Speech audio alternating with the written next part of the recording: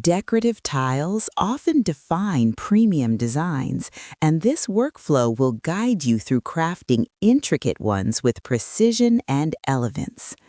How to create intricate ornamental tiles.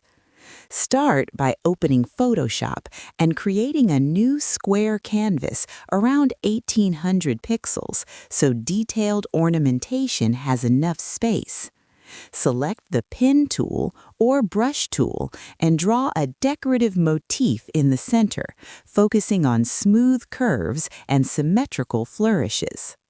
Duplicate the motif and reflect it horizontally using Transform Flip so both sides mirror perfectly.